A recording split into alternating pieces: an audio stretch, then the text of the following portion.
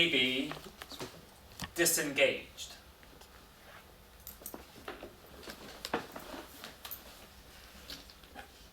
The path of the righteous man is beset on all sides by the inequities of the selfish and the tyranny of evil men. Now, blessed is he who, in the name of charity and goodwill, shepherds the weak through the valley of the darkness, for he is truly his brother's keeper, and the finder of lost children. And I will strike down upon thee with great vengeance and furious anger those who attempt to poison and destroy my brother. And you will know that I am the Lord, when I lay my vengeance upon thee. I've got one thing to say. King Kong hasn't got anything on me. Are you still disengaged? No, I like to think there's method in my madness.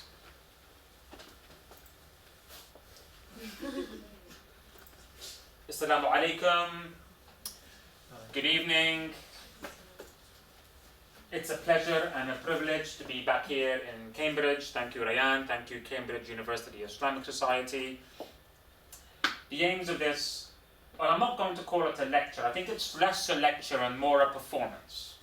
So the aims of this performance are to raise awareness of the egregious effects of mental health stigma, to highlight the issue of psychological problems in medical students and doctors, and to provide you with a brief overview of, in inverted commas, bipolar affective disorder, because I personally loathe that term. I think it is loaded with psychopathological connotations. I don't find it very helpful. I prefer oscillations in emotion, because when I say to someone I have first-hand experience of oscillations in emotions, they tend to be more inquisitive. They're like, well, what do you mean by that? Well, I mean, when I'm feeling down, I think and behave in a certain way, and when I'm feeling up, I think and I behave in a certain way. I find it more descriptive. I want to define and describe the role of the health humanities in recovery and provide you with an insight into what I call drama therapy. So there's an association between oscillations in emotion and the artistic temperaments. And lastly, I'd like to offer you a qualitative insight into the mind of a medic under psychological distress. Now, this performance will be identifying the merits of autobiographical narrative, and so by definition, I will be making reference to myself and my own autobiographical narrative. I hope you don't mind. I'm very proud of some of the goals that I have achieved in my life by the grace of Allah. And I'd like to thank you all for allowing me to share my experiences with you. Now, I stake no claim in being master of the phenomenon that has afflicted me. If in the event you experience psychological distress in any of its many forms, the best recourse is to consult your GP. Can I get a show of hands if you're registered with a GP? That's better than me. I feel like a fraud actually, because I haven't registered with a GP, so shame on me. Up to 2/3 of junior doctors haven't registered with a GP. So I need to practice what I preach. That's the only part that I don't practice. Everything else I do practice. Now, my talk will be making reference to intense experiences in my life, which may or may not evoke uncomfortable feelings and emotions. And that's not necessarily a bad thing, because sometimes by pushing these boundaries, it can breed personal development and professional growth. And lastly, and unapologetically, it's going to be dramatic, which is so much fun for me. It's therapeutic, it's cathartic. I really hope you enjoy it. And sometimes I say, who needs to take psychotropic medication or pop some pills when I can deliver this performance every now and then?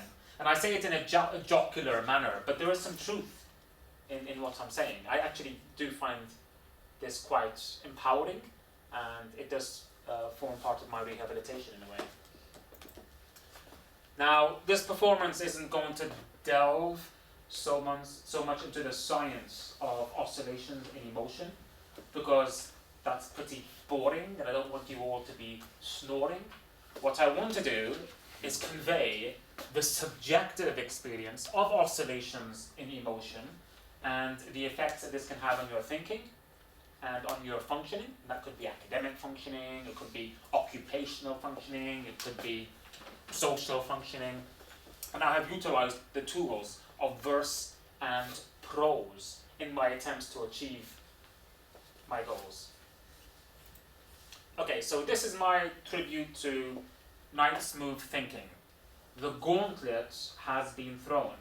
Try and trace the thread in my train of thought, if you will.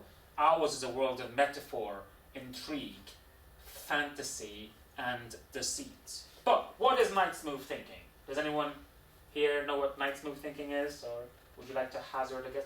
You're presumably all familiar with the game of chess? Yeah.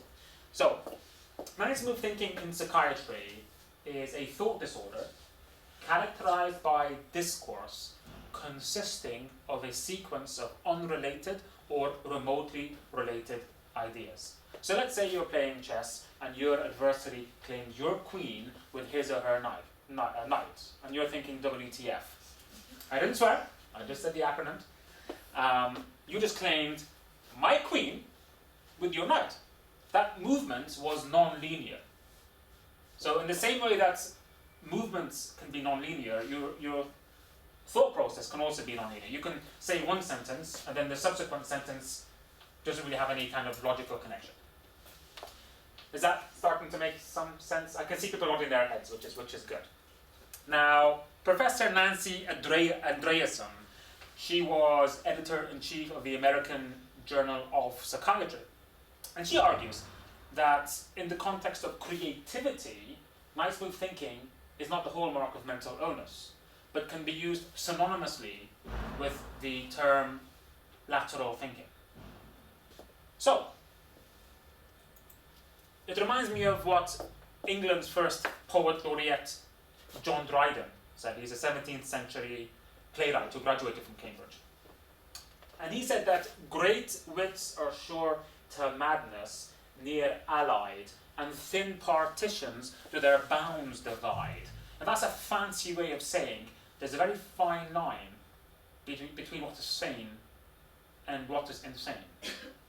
When does a condition become an illness? When is someone creative, or when is someone crazy? When is someone obsessed, and when is someone determined? And who has the authority to draw that line? You go to Syria, you defy the regime, you don't have to meet any of the diagnostic criteria for psychosis or a mental illness, but they will likely label you as such. And I don't think they have a mental health act in Syria. I think what they do is they take you to prison and torture you, or God knows what they do over there. Okay, so I'm going to outstretch my hand, and I dare you all to reach out and grasp it if you so will. Fortune does favor the brave after all, so be intrepid.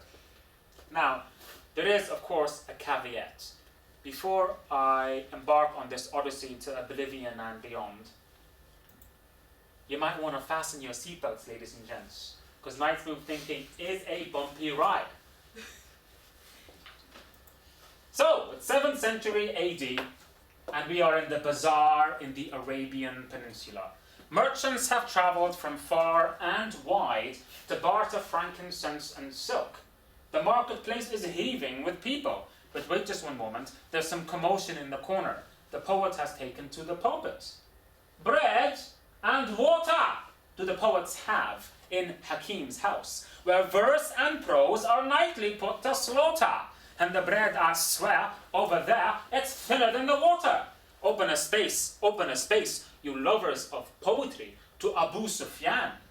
He is willing and rich, patron of the arts. When Abu Sufyan invites the poet in, the joyous kith and love is kin, where wines and cakes abound, the skills of verse are found, all revels and all songs begin, when Abu Sufyan invites the poet in.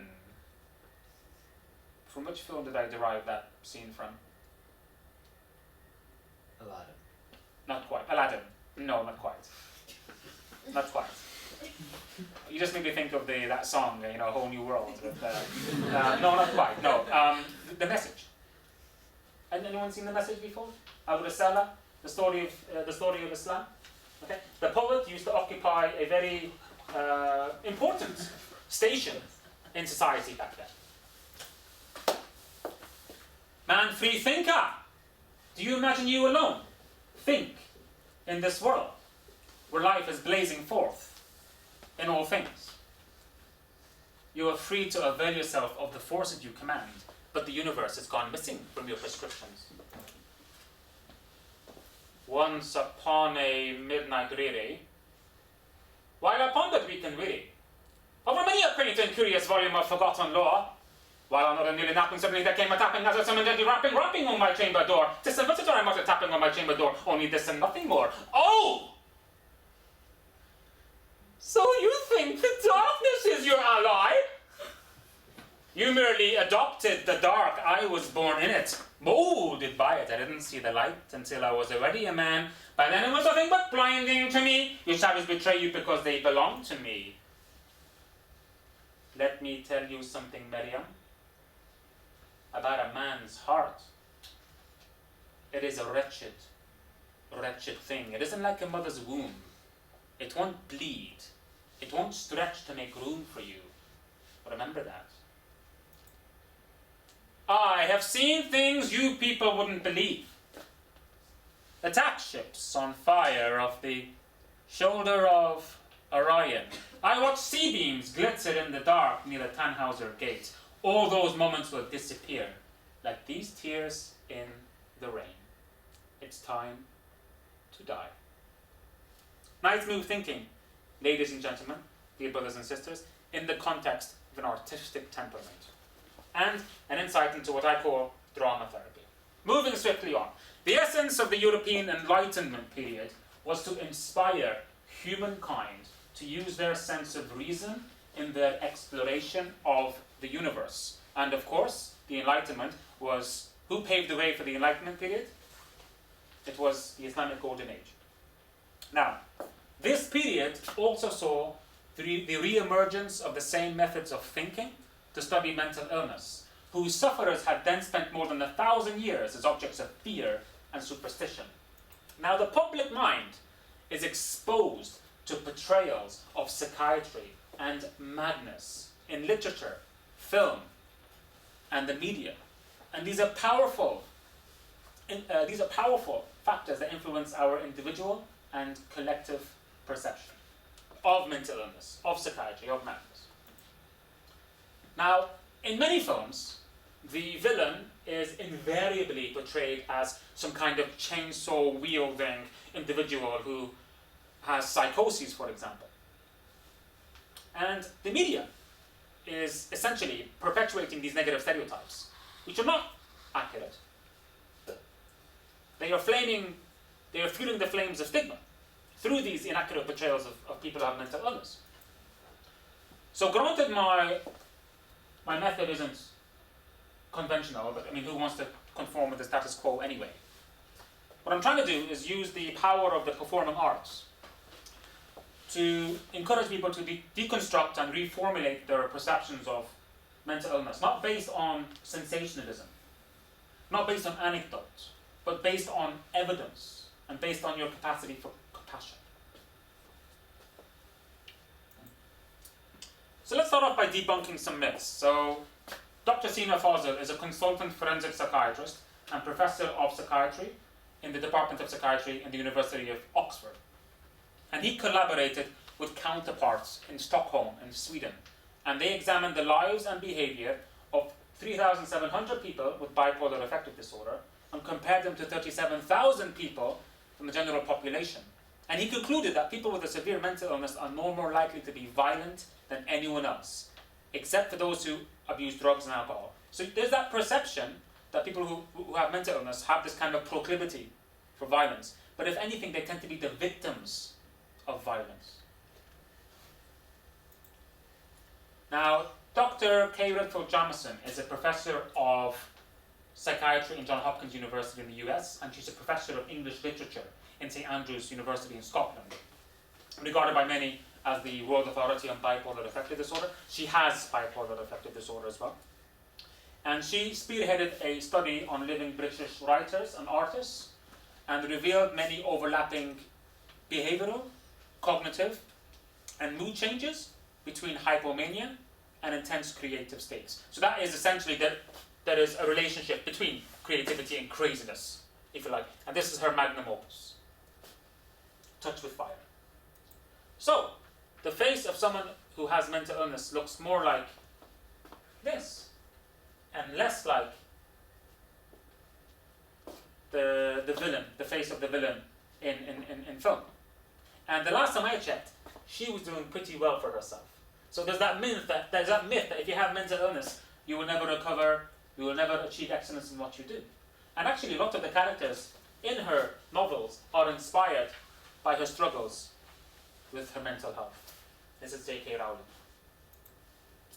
Okay, moving swiftly on. So, Professor Irving Goffman was the 73rd president of the American Sociological Association, and he is one of the most highly cited and respected scholars in the social sciences and in the humanities.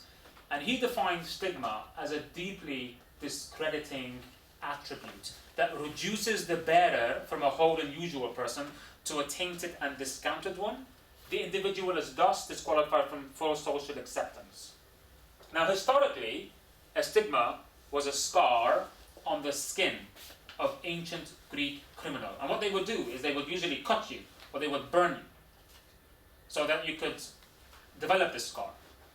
And the mutilation was a sign of disgrace, indicating that these people should be shunned and they should be avoided. Stigma still persists today in the attitude towards those who have mental illness. We see a fundamental divide between the asthmatic lung and the manic mind, as if those who experience mental health problems do so out of their own making, and as such do not deserve the same kind of empathy we would show to someone with another chronic condition like cancer, for example. Now, I don't know if you know who she is. She is Trisha Goddard. So, I mean, now it's all about Jeremy Kyle, isn't it? So, she's a British television personality. And she was diagnosed with both breast cancer and depression. And she experienced both, and she described both experiences as horrible. But with breast cancer, people ran towards her with open arms and hugged her. But with depression, people were running away. When she was diagnosed with breast cancer, she was inundated with get well soon cards. The moment news leaked out as she was admitted onto a mental health ward following a mental breakdown, not a peep, and certainly no cards. Stigma. Now this is Dr. Daksha Empson. She was a brilliant psychiatrist with bipolar affective disorder, and she tragically killed herself and her 3-month-old baby daughter Freya during a psychotic episode. An independent inquiry into her death concluded that she was the victim of stigma in the National Health Service. So succinctly put, her ethnicity, as far as I know, is from India. I don't know if you know about her. Yes, I knew her. Yeah. Oh, knew her, yeah. Yeah, it's a very tragic story. Succinctly put, stigma is killing people. And she was brilliant. I mean, multi-award winning, self-effacing individual. Now, Professor Patrick Corrigan is regarded as the world authority on mental health stigma. And he's based in Chicago in USA. And he conducted a meta-analysis on 13 randomized controlled trials challenging public stigma, on outcome studies challenging public stigma. And he concluded that the most effective way of reducing mental health stigma was through contact with someone who has first-hand experience of mental illness. So there are 3 ways to challenge stigma: protest, education, and contact. And the most effective way is through contact. It's when you meet someone who has mental health problems and when you talk to them. Because you have these preconceptions. You're like, oh my God, they're dangerous. Oh my God, they are incompetent. But when you meet them, you discover that actually they're human beings just like us. They have hope, they have dreams. So, Patrick Corrigan argues that people with first-hand experience of mental illness should operate at the vanguard of any campaign to reduce mental health stigma, because they have the power to reduce it. We have the power to reduce it. Allahu Akbar. Allahu Akbar. Allah has power over all things. Okay, so there are three ways that you can react to stigma, to public stigma. The first way is you internalize it. You develop something called self-stigma. And that results in low self-esteem, low self-efficacy, and you develop something called the why try approach to life. Why should I apply for a job? Why should I apply to this university? The second response is something called nonchalance. You can be quite indifferent. You don't really care. The third response, and I think it's pretty apparent what type of response I developed, and that is you become energized. You develop a righteous indignation. Now, Coming Out Proud is a program that helps people to make that difficult decision between disclosure and concealment. It's called Honest, Open and Proud. And a randomized controlled trial on Coming Out Proud revealed that it is associated with reductions in stigma stress-related variables. Okay? So now we know that contact with someone who has first-hand experience of mental illness can reduce public stigma. But also by coming out proud, you're reducing these stigma stress-related variables as well. It's quite empowering, if that makes sense. Can anyone think of someone who came out proud recently? And he was lauded by the Prime Minister, who... Prince Harry. Yeah. We still have to wait to determine if it's actually associated with reductions in stigma. But we know, for example, celebrities, when they come out proud, when they're honest, open and proud, it is associated with reductions in stigma. So, for example, I don't know if any of you heard of John Kirwan before. He was the former captain of the All Blacks. You know, the rugby, New Zealand national rugby team. I think they're the best in the world, actually. So, he's not a prince, but certainly the Kiwis, and I've just come back from New Zealand, the Kiwis revere him as such. And he has a book called All Blacks Don't Cry. And he's honest, open and proud about his first-hand experience of depressive illness. And he has collaborated with health ministers, and they have initiated a governmental campaign to reduce stigma. And they have conducted research into this. So, the mental health of doctors. So despite the perception that doctors should be invincible, the reality is that we're human beings like everyone else. And we are vulnerable to developing mental health problems. We know that 400 doctors die from suicide every year alone. In the US. Now, mental health problems may develop early on in medical school. However, doctors and medical students have low levels of care seeking, often only engaging with the mental health services once a crisis arises. Now, fear of exposure to stigmatization is a crucial barrier to engaging with the mental health services. We tend to be quite secretive about our mental health issues. And a study identified stigma to be a barrier to the use of mental health services by 30% of medical students experiencing depression. So in other words, despite the availability of effective treatment, many people with mental health problems continue to suffer in silence. That's why I'm indignant. Now is not the time to be quiet. Okay, so oscillations in emotion, something known as bipolar affective disorder. In essence, periods of prolonged and profound depression alternate with bouts of excessively elevated and or irritable mood. And between highs and lows, people are usually in remission. They are symptom-free.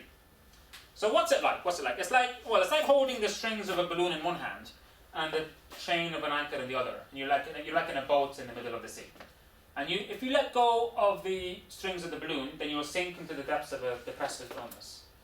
Whereas if you let go of the anchor of the chain, then you'll fly high into the sky. You'll develop a manic episode. It's quite a fine balancing act. And a lot of us, I think, take for granted this ability of our emotions. And this is Lord Byron. He graduated from Cambridge as well. He's regarded by many to be one of the greatest romantic poets ever. And he had bipolar affective disorder.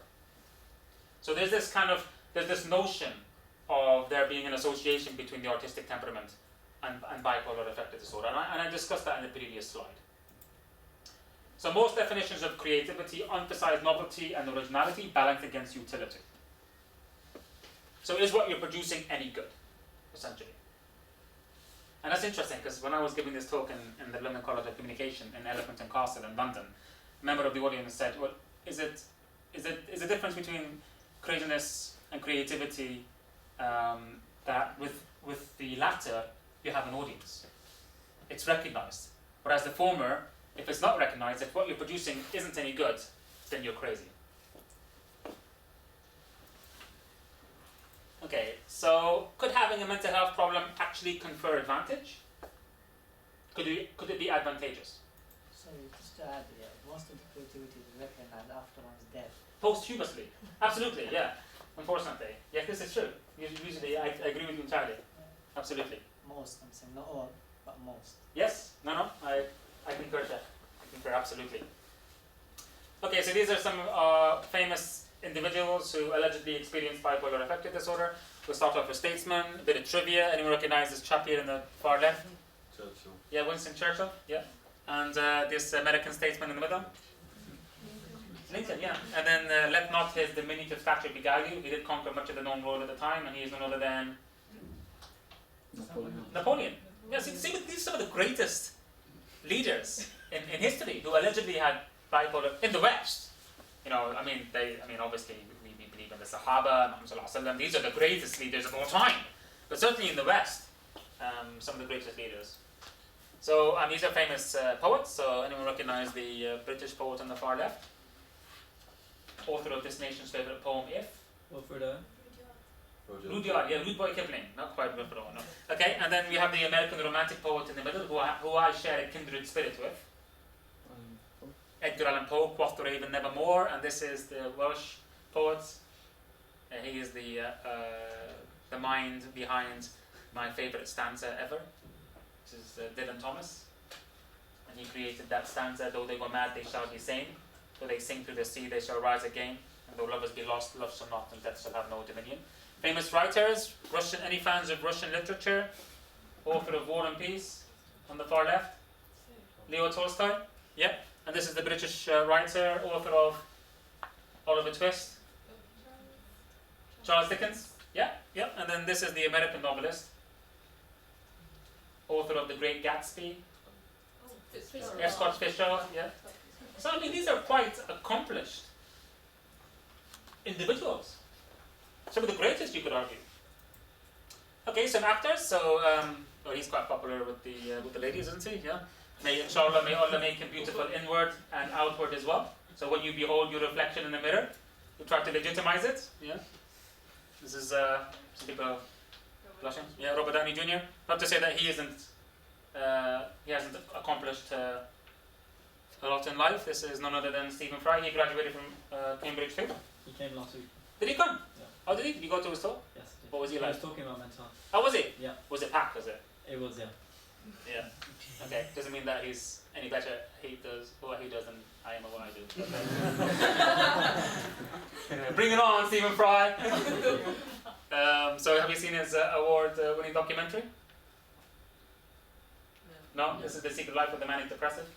So basically what he does is he interviews people who have first-hand experience of bipolar affective disorder, and he asks them if you had an opportunity to rid yourself of your condition. With a button. With a button. Have you seen this? Yeah, he's talking about the button. Or did he mention the button? Yeah, someone asked him about the button, if he would press Oh, somebody asked him about the button. Yeah. And what did he say? Someone asked him if he would press the button. And he said? And he said he'd reserve the right to press it, but he wouldn't answer. Oh, he would reserve the right. Okay, Yeah. that sounds like a very Stephen Fry response to a question, doesn't it? Yeah. Okay. Well, he asked several people in this documentary who have bipolar affective disorder, and what do you think they said? A majority of the people he interviewed. Yes. Yeah, we have one. Oh, we have. Yeah. Est-ce qu'il y a quelqu'un ici qui parle français? Oui. Oui. Comment ça va? Yes. Quel est votre nom? Owen. Owen, ça m'a fait grand plaisir de vous voir. Avez-vous faim? Voulez-vous manger quelque chose avec moi un peu plus tard? Après, ouais, si Ça vous marche voulez. bien comme ça? Ouais, ok. D'accord. How's my French? Ouais, très bien. Tu vois, c'est très gentil de votre part. Merci mille fois. I taught myself French in 3 weeks. No, I swear to God. Yeah. amazing. I swear, amazing. Okay, so basically, when I was elated, I had reduced need for sleep. I had increased energy. So I thought, why not teach myself some French? So, what do you think the people said? If you can teach yourself a new language, you know, you feel almost invincible. One of the respondents said, if you dance to the devil, you have to dance to the devil to walk with angels, wouldn't you? Would you just mind explaining what the question was? Because I think I just cut you off. No, that's fine. Explain what the So button is. basically, if you could rid yourself of your manic depressive illness by pressing the button, Yeah. then would you? But I just taught myself a new language in 3 weeks. That's an example of what you can, the power that you develop when you are elated. So all of the participants said they wouldn't press the buzzer. They wouldn't press it. But the sample size n equals to 7, can we have any generalizations from that study? Of course not. Now there was another study published in the BMJ with a larger sample size, and the majority of respondents wouldn't hesitate. They'd press the buzzer because mania can be destructive. Mania can kill you. We know that some of the highest rates of suicide are in people who have bipolar affective disorder. Hypomania is awesome, but mania isn't cool. I don't think he's manic. So there's a growing perception that science alone provides overall insufficient foundation for the holistic understanding of the interaction between health, illness, and disease. So Prince Charles here published a paper for a journal for the Royal Society of Medicine calling for wider perspectives on healthcare and for clinicians to develop a healing empathy. And so the health humanities has emerged as a distinct entity in attempts to ameliorate the limitations in the provision of healthcare services, and can be broadly described as the application of art and literature to medicine. And you read this book before? Yeah. Yep, by Oliver Sacks. So he was a professor in NYU, I think. He graduated from Oxford, urologist. He died. And this is his best-selling book. And he emphatically argues in the preface that in order to restore the human subject at the center, the suffering, afflicted, fighting human subject, you have to broaden a case history into a narrative or tale. What is the suffering behind the symptom? So this is Carl Jung. He used the archetype, the wounded healer, as an archetypal dynamic to describe a phenomenon that may take place in the relationship between doctor and patient. Now Jung discovered the wounded healer archetype in relation to himself. For Jung, it is his own hurt that gives a measure of his power to heal. And he was a leading psychologist. Now, this is a paper by Maurice Markow Award winner Dr. Claire Polkinghorne. I don't know if you know her too. No. So her paper is called Doctors Go Mad Too. And I'll read it out to you verbatim. And she said that as a psychiatrist, I hope that I was pretty good at empathizing with my patients.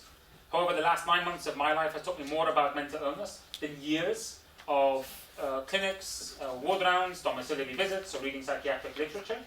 She was diagnosed with major depressive disorder, detained under the Mental Health Act, and spent 6 weeks as an inpatient on a mental health ward. And so what's interesting about the narratives from doctors who have first-hand experience of mental illness is that a recurrent theme or a motive is that they've become more empathetic and insightful as a result. So the point is that these experiences are not entirely negative. They can actually be quite beneficial if you look at the narratives. Anyone heard of her before? Dr. Eleanor Longden? No, she's an academic affiliated with the Psychosis Research Unit in Manchester University. And she is truly an incredible individual. Her TED Talk has more than 4 million views. And she inspired a standing ovation when she delivered the TED Talk in California. And the TED Talk is called The Voices in My Head. She has first-hand experience of hearing voices. And she's actually a genius as well. She graduated top of the psychology degrees for bachelor's and masters in the whole of the UK. This is her book. It'll take you a couple of hours to read it. It is consciousness raising. It is a phenomenal book. And Dr. Longdon is able to dismantle and deconstruct psychiatric constructs with her eloquence and her erudition. Like, for example, she doesn't like using the term auditory hallucinations because she thinks it's loaded with psychopathological and stigmatizing nuances, but she prefers hearing voices. That's more descriptive. Now, she vociferously argues that if you've got an insight into your condition, if there's no impairment in your functioning, and you're not in distress, what's the problem with hearing voices? What's the problem? I recommend you watch her TED Talk, if you can. And inshallah, we're going to be collaborating. We'll be doing some research on developing the first ever psychometric scale to measure mental health stigma in Muslims, because we don't have any scales to measure mental health Muslim stigma. So I've met Eleanor a few times. Actually, we gave a talk together. So I gave my talk, or my performance. She gave hers. And apparently, alhamdulillah, the feedback that we received was it was the best ever event that the Psychosis Research Unit ever organized, alhamdulillah. So I like to think this is the moment you've all been waiting for. It's my very own autobiographical narrative. Unfortunately, I do have self-aggrandizing tendencies. I have a twin brother. He looks like me, he dresses like me. He might be the next best thing, but he's not quite me. Not quite. But he's self-effacing, mashallah. And this is the way of the Prophet, to be more modest. So whenever we pray together, I always usher him to lead the prayer, because he's better than me, mashallah. So I was born in Belfast, raised in Dublin. Yes, there's a leprechaun lurking in me. And I have my compatriot here, Peter, from Ireland. So I went to Lebanon. This is when I was 17, 1995. Never forget, actually. I was there for 5 years. This was during the aftermath of the civil war, the brutal and bloody civil war in Lebanon in the 80s, which had far-reaching consequences on the economic situation. To the extent that I remember my father waking me up one morning with a somber expression on his face, saying, you know, son, I don't have the money to feed you. He couldn't feed me. And he managed to scrape up some money together, and he purchased a one-way ticket for me to go back to England. And there I was in Rafiq Hariri Beirut International Airport. My mother was crying inconsolably. And there's no heart like a mother's heart, and there's no mother's heart like my mother's heart, but mama, what can I do? You know, I was 17 at the time. Came to England. I graduated top of the school I attended in Lebanon, so I thought I'd just walk into medical school. And the reality is that they put a bucket in one hand and a mop in the other, and they were like, you know, go clean some floors. So I was a janitor on minimum wage. I did that for 40 hours a week, and then I was a stock advisor stacking shelves for another 40 hours a week. So did that for a year. The calluses on my hands were testament to the toil of my labor. How did I feel? Well, I was far removed from my family, so I couldn't derive comfort from their immediate presence. I felt the burn of Islamophobia. I was living in Leeds. As we know, the perpetrators of the atrocities that took place in London are from Leeds. So people would be driving and they'd shout out from their cars, Bin Laden, although I don't think I have any resemblance to Bin Laden, but I felt the burn of Islamophobia. It wasn't a very pleasant experience. I'd say good morning to people, they wouldn't say good morning back to me. I was feeling low. But alhamdulillah Rabbil Alameen, I was grateful for the opportunity to study. Because in England, education is a birthright. And I would admonish myself if I squandered that decent shot at life. I just had to be patient. And obviously, as Muslims, we're encouraged to be patient. So I enrolled into a sixth form college the following year. I continued to work full-time hours because I was independent. I was providing for my mother. I remember when I enrolled into the sixth form, and I said to the head of the sixth form, I want to study medicine, and she laughed at my face. She goes, no, you can't. It's too competitive. You'll never get into medical school. And she's a very proud lady. And we would walk in opposite directions in the corridor, and her head would be raised. So, the pride exuding from her person was palpable, I would lower my gaze. But then on the day that the results of the A-levels were revealed, her gaze was fixed on the ground. And back then, I was very gregarious back then. So I don't know if you know many Lebanese people, we tend to be, quite over-familiar sometimes even. So there was this math teacher who was very guarded, and I was quite, because I used to attend a school that had an American curriculum, so I was like, yo, yo, yo, stuff like that. So alhamdulillah, I've changed since then. But then when the results came out, she was the gregarious one.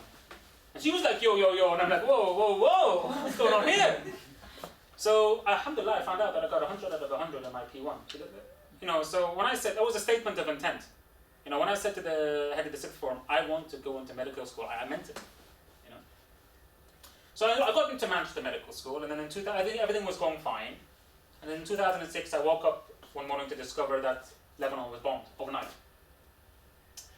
And that was my reality. They bombed the village that my family live in, Zahrani in the south. Tried to call my family, nobody was picking up. I feared for the worst. I thought they were killed. Unbeknown to me that they were evacuated by the British government at the time. And I used to say to myself, it will never happen to me. I will never lose my mind. But my gentle take-home message to you is, how do you know, unless you're actually in that situation, how you will react? Rian, are you from Cambridge or? Are you from Cambridge? Well, live here, No, where are your family? in Luton. Oh, in Luton. Okay. So you don't have to answer this question, but imagine waking up one morning to discover Luton was bombed. That's unimaginable, because you don't have to think about that, right? These are things that you just take for granted. So it was around that time I noticed the following. I had racing thoughts. I had increased energy, reduced need for sleep. I was under psychological distress. And C.S. Myers in The Lancet said that everyone has a breaking point, weak or strong, cowardly or courageous. War frightens everyone ruthless. And of course, in the immortal oratory of the villain in the motion picture, The Dark Knight, insanity is much like gravity. All it takes, just a little push. Now, I like to think that I'm exuberant at the moment. Yeah, consultant psychiatrist. I don't think I'm manic. But when I'm manic, oh my days. Only happened once in my life. And I was in the US at the time. And when you're manic, flights of fancy, notions of romanticism compel you. You are beholden to this fur.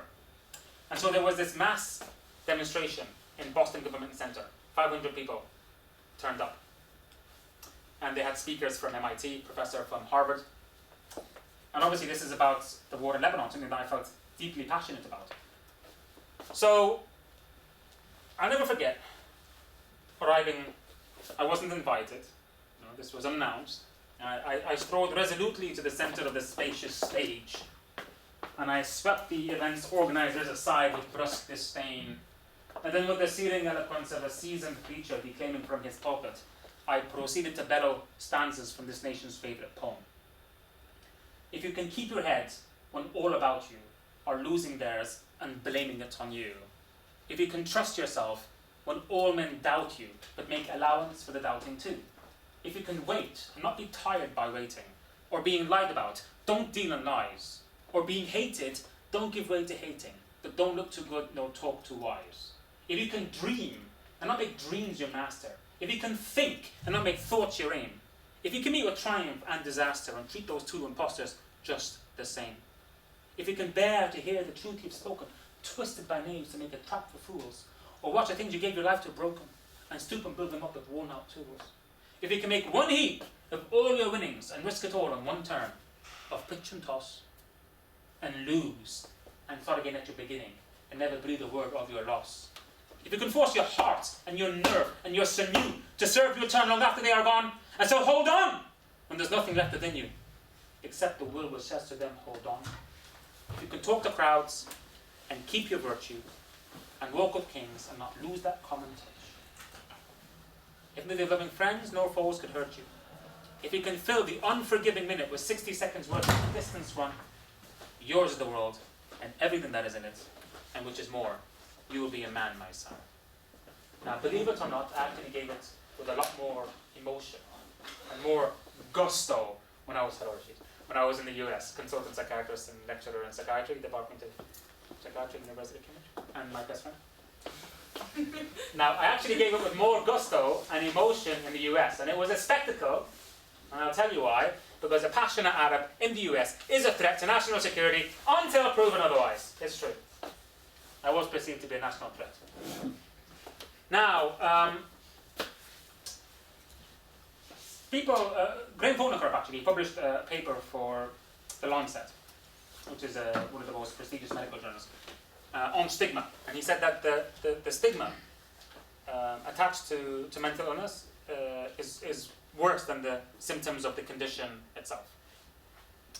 And the aftermath of mania is invariably melancholia, and I was sinking into the murky depths of a depressive illness, and I was socially excluded. I was down and out, nobody wanted to know. And in extremis, I did develop suicidal ideation as part of my illness. But alhamdulillah Rabbil Alameen, I resisted the urge to act upon the impulse, because in Islam, suicide is forbidden. So Islam was a protective factor. Just a quick question. Yes, of course. You're almost How done. long have you got left on? All done. Okay. So alhamdulillah Rabbil Alameen, I convalesced in 2010. I've been in full remission ever since. When I was down and out, I was actually rendered impoverished and homeless. I didn't have anyone to provide for me. I was providing for my family. Alhamdulillah Rabbil Alameen, I got back on track. Ever since my recovery, there's a fire burning in my belly. There is thunder in my heart. I feel it's incumbent upon me to be honest, open, and proud about my experiences with mental health issues. Why? Because we know that the most effective way of reducing public stigma is by making contact with people who have first-hand experience of mental health issues. Alhamdulillah Rabbil Alameen,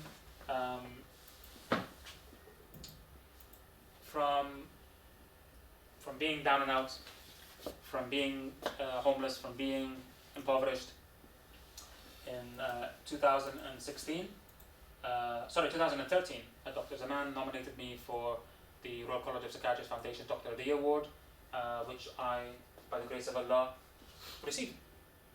So people with mental illness can recover, and they can achieve excellence in what they do. If I can,